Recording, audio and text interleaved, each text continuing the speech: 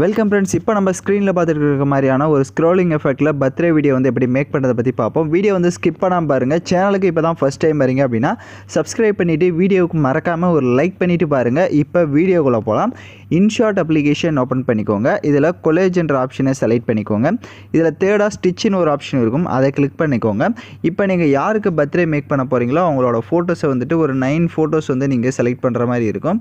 So அதனால் கரெக்டாக வந்துட்டு ஒரு 9 ஃபோட்டோஸை கரெக்டாக வந்துட்டு செலக்ட் பண்ணிக்கோங்க. இப்போ ஃபோட்டோஸ் எல்லாம் செலக்ட் பண்ணிட்டீங்க அப்படின்னா டிக் ஆப்ஷனை கொடுத்துக்கோங்க. ஸோ உங்களுக்கு இந்த மாதிரி தான் வந்துட்டு ஸ்க்ரோல் பண்ணி பார்த்தீங்கன்னா இந்த மாதிரி தான் இருக்கும். இப்போ கீழே பார்த்தீங்கன்னா உங்களுக்கு ஃபஸ்ட்டாக ஒரு ஆப்ஷன் இருக்கும், அதை செலக்ட் பண்ணிவிட்டு அதில் செகண்ட் ஆப்ஷனை கிளிக் பண்ணிக்கோங்க. ஸோ இந்த மாதிரி ஸ்க்ரோல் ஆகிற மாதிரி கரெக்டாக செட் பண்ணிக்கோங்க. இப்போ ஃபஸ்ட்டு ஃபோட்டோவை செலக்ட் பண்ணுங்கள்.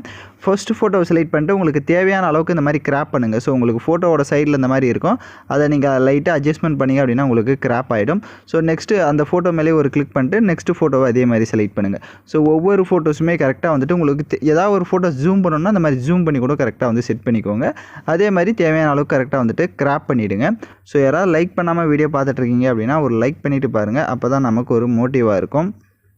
ஸோ இப்போ நான் பார்த்திங்க அப்படின்னா கரெக்டாக வந்துட்டு 9 ஃபோட்டோவுமே கரெக்டாக வந்துட்டு இது பண்ணிவிட்டேன். இப்போ மேலே எக்ஸ்போர்ட் ஆப்ஷன் இருக்கும், அதை கிளிக் பண்ணி நீங்கள் இந்த இமேஜை சேவ் பண்ணிக்கோங்க. நெக்ஸ்ட்டு ஹோம் ஆப்ஷனை கிளிக் பண்ணிவிடுங்க.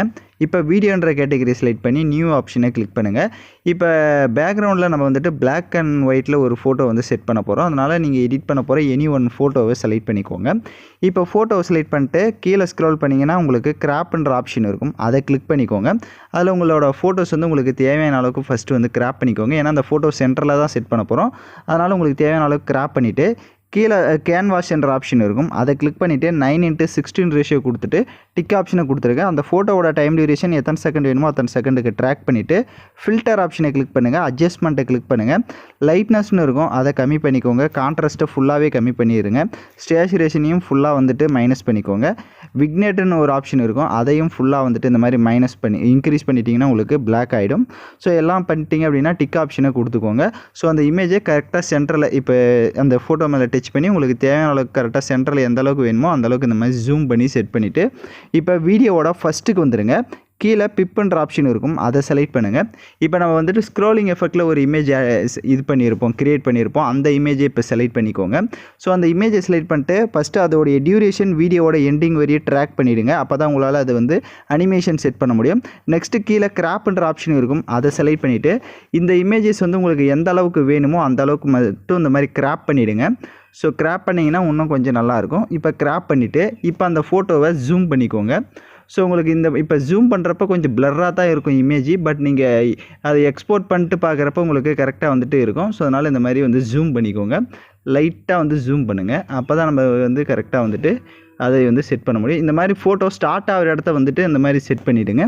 செட் பண்ணிவிட்டு கீழே ஸ்க்ரோல் பண்ணிங்கன்னா உங்களுக்கு காப்பின்னு ஒரு ஆப்ஷன் இருக்கும், அந்த இமேஜை அப்படியே காப்பி பண்ணிவிட்டு கீழே ஒரு லேயரை செட் பண்ணுங்கள். ஸோ கீழே இருக்கிற இமேஜை வந்துட்டு இமேஜோட எண்டிங்கை வந்து இங்கே இருக்கிற மாதிரி செட் பண்ணுங்கள்.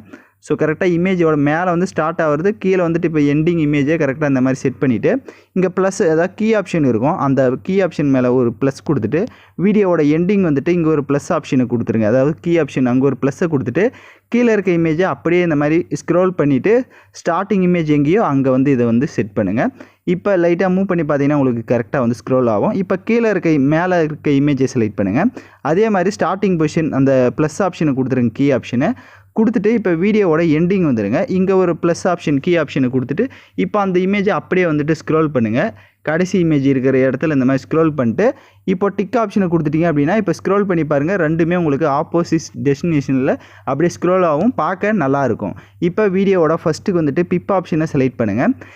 உங்களுக்கு இந்த வீடியோவுக்கான எல்லா மெட்டீரியலுமே வந்து நம்ம டெலிகிராம் குரூப்பில் கொடுத்துருக்கேன். இப்போ ஸ்க்ரீனில் ஷோ ஆகிற மாதிரி நம்ம டெலிகிராம் குரூப்பில் சர்ச் பண்ணிங்கன்னா மெட்டீரியல் வரும், நீங்கள் யூஸ் பண்ணிக்கோங்க. உங்களுக்கு ஹாப்பி பர்த்டே என்ற டெக்ஸ்ட் பிஎன்ஜி வந்து கொடுத்துருப்பேன். ஸோ அதை செலக்ட் பண்ணிக்கோங்க. அதோடைய டியூரேஷன் எண்டிங் வரையும் ட்ராக் பண்ணிட்டு கீழே ஸ்க்ரோல் பண்ணிங்கன்னா பிளண்ட் ஆப்ஷன் வரும், அதில் ஸ்க்ரீன் ஆப்ஷனை கொடுத்துட்டு டிக் ஐகானை கொடுங்க. அப்படியே கீழே ஃபில்டரை கிளிக் பண்ணுங்கள். அட்ஜஸ்ட்மெண்ட்டில் போய்ட்டு கான்ட்ராஸ்ட்டை ஃபுல்லாக இன்க்ரீஸ் பண்ணிக்கோங்க. ஸ்டேச்சுரேஷனையும் ஃபுல்லாக வந்துட்டு இன்க்ரீஸ் பண்ணிவிட்டு டிக் ஐகானை கொடுத்துருங்க. இப்போ அந்த ஹாப்பி பர்த்டே என்ற டெக்ஸ்ட் பேஜை ஜூம் பண்ணிவிட்டு இந்த மாதிரி வந்துட்டு செட் பண்ணுங்கள். இப்போ நான் எப்படி செட் பண்ணியிருக்கிறேனோ கரெக்டாக அந்த மாதிரி உங்களுக்கு தேவையான அளவுக்கு ஜூம் பண்ணி சென்டரில் அந்த பிளாக் அண்ட் ஒயிட் இமேஜ் மேலே இந்த மாதிரி செட் பண்ணிவிட்டு கீழே பிப் ஐகானை எகைன் செலக்ட் பண்ணிக்கோங்க. வீடியோ கேட்டகரியை கிளிக் பண்ணிக்கோங்க. உங்களுக்கு ஹார்ட் எஃபெக்ட் வீடியோ வந்து கொடுத்துருப்பேன். ஸோ அந்த வீடியோவை செலக்ட் பண்ணிக்கோங்க.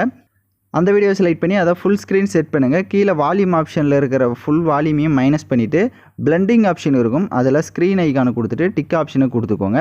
வீடியோவோட ஃபஸ்ட்டுக்கு வந்துட்டு கீழே ஆடியோன்ற ஆப்ஷன் இருக்கும், அதை செலக்ட் பண்ணிவிட்டு மியூசிக்கை கிளிக் பண்ணிவிட்டு நீங்கள் என்ன மியூசிக்ஸ் ஆட் பண்ணலான்னு நினைக்கிறீங்களோ அந்த மியூசிக்ஸை வந்து செலக்ட் பண்ணிக்கோங்க. நான் சாங்ஸ் கொடுக்கல, அதனால் உங்களுக்கு பிடிச்ச சாங்ஸை நீங்கள் செலக்ட் பண்ணிக்கோங்க.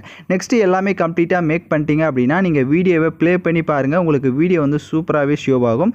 யாரெல்லாம் பர்ஃபெக்டாக கரெக்டாக எடிட் பண்ணீங்களோ அவங்களாம் மறக்காமல் வீடியோ கீழே ஒரு கமெண்ட் பண்ணுங்கள். நெக்ஸ்ட்டு மேலே எக்ஸ்போர்ட் ஆப்ஷன் இருக்கும், தேவையான குவாலிட்டியில் வீடியோவை சேவ் பண்ணிக்கோங்க. ஸோ தேங்க்யூ ஃபார் வாட்சிங் திஸ் வீடியோ.